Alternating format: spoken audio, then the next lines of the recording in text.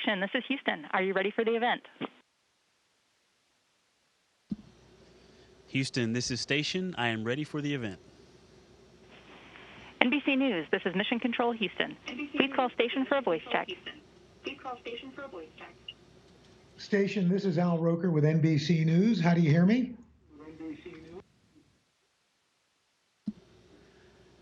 Mr. Roker, Brother Roker, Al, it is great to hear your voice. I have you loud and clear. How me?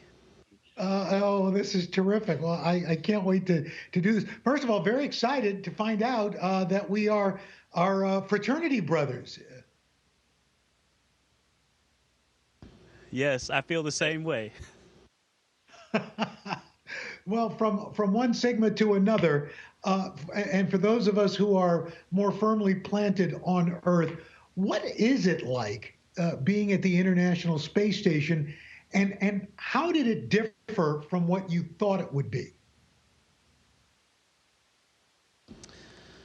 It's so many things. That's a big question. It is an amazing place to be. It is an outreach facility, a manufacturing facility, laboratory, but I try to emphasize the fact that it's also our home. I mean, this is where we live, and the 7 of us up here are like a family. It is amazing what this place can do, and having gone on my first spacewalk yesterday and seeing it from the outside up close, it continues to amaze me what we have in this amazing International Space Station. And how it differed from what I expected. It's just so perplexing to be in microgravity. There are things that you think will be difficult and they're not, but then the things that you think may not be can be challenging. And so it's really important to go slow, and we have a saying, slow is smooth and smooth is fast, and I found that to be true in everything that we do up here. And so it's what I guess is surprising me the most is how challenging certain things can be, because it takes so much attention while you're up here. You mentioned your first spacewalk. What was that like? Well, it was just yesterday, and so I have to be honest, I'm still processing it. It was amazing. The first moment going out of the hatch and seeing the Earth 260 or so miles beneath us was it woke me up, let's say, and you know, I had to focus on every task, and so I tried to just keep the very next thing that I had to do in mind, because it was such a big event, a big moment, that it was easy to get lost and overwhelmed by that. And so I just focused on the very next step, and that seemed to get us through safely. And so it was amazing, though. There was a time where we had some time to talk and to think about our next move when things didn't go as we had planned. And so I had some time to take a deep breath and consciously look around and take in the scenery. And watching the size and set from outside the space station is truly phenomenal. It was an amazing view. I can only imagine. And here you are, you're up there at the ISS, and being up there is unbelievable in itself, but you're making a big milestone as the first African-American crew member on an extended mission on the International Space Station. Is that lost on you? It is absolutely not lost on me. I think it's important that America's space program represent the best of America. And so for little kids to be able to see someone that looks like them, that is super important to me. But I also think the overriding thing for me is that this isn't about me. There is a long legacy of folks that leads up to now, and that legacy is so important to me, from the first black astronaut, Guy Bluford, the first black female astronaut, Dr. Mae Jemison, and to my current mentor, Stephanie Wilson, and the current colleagues I have in the office, Jeanette Epps and Jessica Watkins. But truth be told, the entire astronaut office from the very beginning, the original 7 astronauts that were military test pilots, male, white, even those folks did their best to see that this legacy that we call human spaceflight would end up where it is today. And so all of the outside forces that may have prevented this from happening until now, well, the folks inside our office were all responsible for us getting to this point. And so, again, it's not about me. The person who assigned me to this mission is Pat Forrester, our former chief, and he's very much responsible for this as well. And ultimately, the fact that this is the first means it's the beginning of a time where little kids are going to just know that people of all colors have gone to the space station and contributed. And so the fact that this is the beginning of that just becoming normal, that is the most important aspect. And the mission, obviously important. What is your 6-month mission? Well, it's to take care of this space station. There's lots of maintenance that we do every week, and we also conduct hundreds of different science experiments. There are experiments that are going on outside of the space station all the time. We have several different experiments going on inside of the space station, in racks, in different little facilities like our life sciences glove box, which I'm standing right next to, that we use for biological and life sciences. But we also have experiments that are run on us, and so I am doing a food physiology experiment, for example. And so there are dozens of experiments that each of us are doing simultaneously. We have spacewalks to continue to upgrade and maintain the capabilities of the space station. We continue to improve it and optimize it for future missions. And then there is also the outreach portion, being able to talk to our fellow countrymen and to let them know the good news of what we're doing up here in space is a part of it. And our mission has a very unique aspect, is we flew to the space station in a spacecraft built by SpaceX, a commercial entity that we partner with, and they were able to send up the first commercial vehicle to bring cargo to the space station, and now they have a vehicle that also brings crews to the space station. And so this is a very important time. Bob and Doug, our colleagues, flew the test mission, and then that opened the door for us to fly a full 4-person crew up in our Crew Dragon, which we have nicknamed Resilience because of the amazing resilience that we've seen as we've been training for this mission on board the International Space Station. Yeah, Victor, I was wondering, did you always want to be an astronaut? I gotta answer in two parts. That dream for me was two parts. When I was a kid, I saw a shuttle launch on television, and I thought to myself, I would love to drive that. I wanted to be a fireman, a policeman like my father, a stunt car driver, a race car driver. So just to show you where my head was at. And seeing a space shuttle launch on TV, I thought to myself, oh, I'd love to drive that too. I didn't know any pilots or any engineers, and so I didn't really have a frame of reference for what it meant to get there, but it did become a dream. But it wasn't until I was older and I was in the Navy and I was in test pilot school, and I went to a conference and had the pleasure of listening to Pam Melroy, one of the few female shuttle commanders that we've had. And she was talking about her mission and the amazing technological and operational accomplishments, but it was the way she talked about her crew. And being a college athlete, I knew how important it was to have that camaraderie and that being a part of a small, high-performing team. And I just thought, I want to throw my hat in the ring, and the worst they can do is tell me no, and I'll still be flying jets in the Navy, so let's see how it goes. And that was the beginning of the professional dream, the adult dream. You know, our series is called Changemakers in honor of Black History Month. How do you hope you being part of this mission inspires other young people of color and other folks who want to literally reach for the stars? Well, you said it. I hope this mission inspires folks to reach for the stars and to make plans to get there. I think it's important for folks to be able to dream in full living color, to be able to see folks that look like themselves.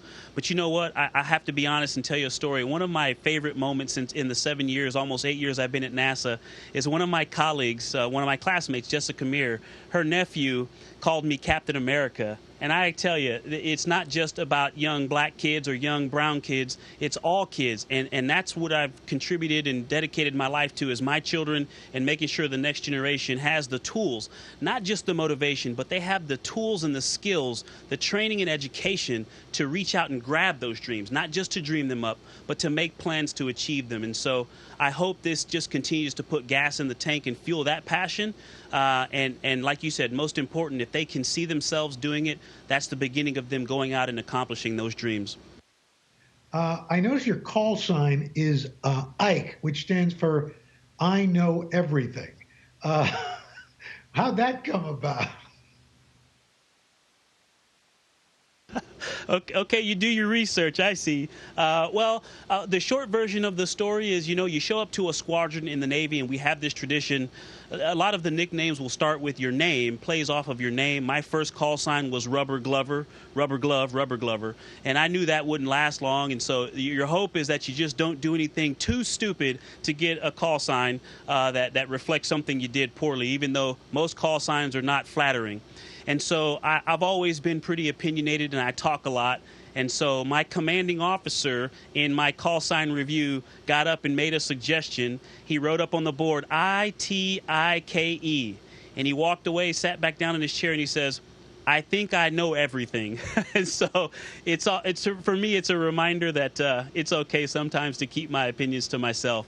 But they shortened it to Ike. I know everything. Victor, we're in a time where, as a country, we're somewhat divided. Do you get a different perspective looking down on this big blue marble from 260 miles up? Does it change your perspective at all? Al, that is a great question, because there are some aspects of it that have changed, but then there are some things that it has just reinforced. My faith and my hope have just been renewed and strengthened. Those were there, and they continue to grow. Being up here, looking at the planet, it also makes me think about how fragile existence is. Being up here at about 250 miles up, it is clear to me that I am way above the atmosphere, or at least the part of the atmosphere we could live in. And so it makes me appreciate how fragile that thing not only gives us life or sustains life, it protects us from things flying through space, little rocks that would want to hit the planet, or maybe people are burned up in the atmosphere. So it also protects us in that way. And so I think about the planet more than I ever have. But it also makes me think about how fragile human life is and how important. I think that is something we all can get behind. All of us understand that human life is fragile and it deserves to be protected. And so I think some views have been reinforced and some things have been changed. Looking at the Earth without the lines drawn on typical maps, and to just appreciate the beauty of nature. And it's pretty clear where man has been and where man continues to build and to expand, but there are some spaces out there where we haven't been, and it is just absolutely phenomenal. And trying to manage that balance going forward is something that all of us are going to be challenged to do.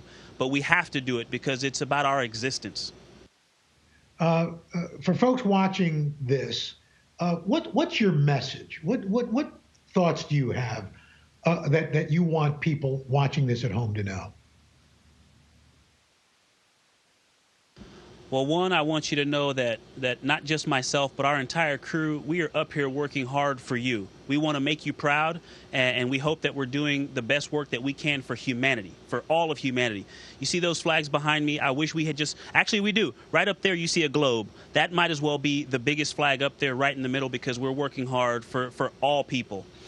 And, my personal message, I try to focus on that next generation and kids, making sure that they have the tools to dream big, but also to make and start on those plans to achieve them.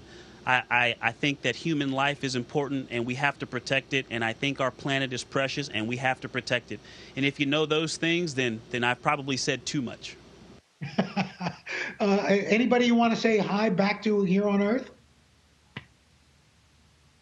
Well, one of the best things about this, going through this experience, is how many people that I get to hear from, and all of the thoughts and prayers and considerations that come with it. That has been truly the wind beneath my wings. And so from my school teachers, my AP biology teacher back in Ontario in Southern California, Robin Niketa, she's an amazing inspiration and mentor. My high school calculus teacher, Gerald Robinson, and I could go through a long list. My college professors, Jim Lacasio, my advisor, Dan Walsh.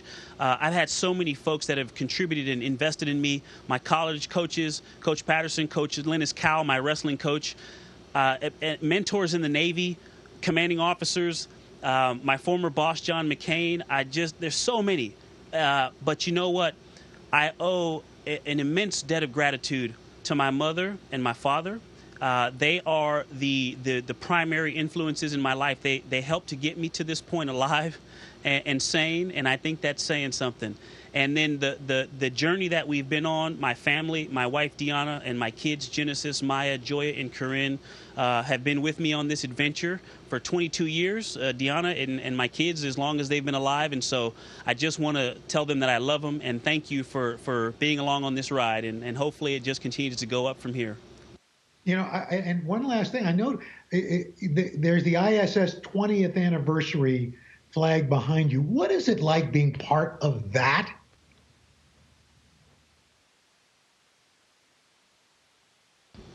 You know, I've heard the idea floated that the International Space Station should win a Nobel Peace Prize.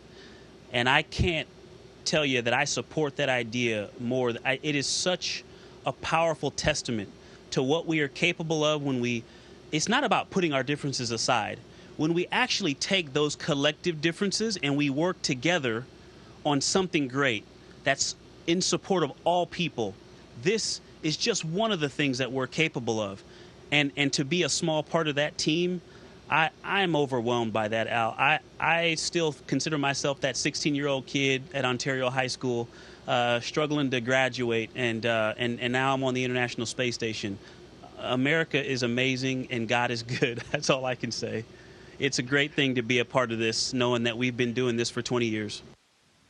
Well, Victor Glover, it is an honor and a thrill to speak with you 250 miles up there in space. I just want you to know how proud we are of you and everything that you represent. The pleasure has truly been mine. It has been great talking with you, and I hope you have a great weekend, Al. It's great to see your face up here, too. You too. Thank you, my friend. Appreciate it.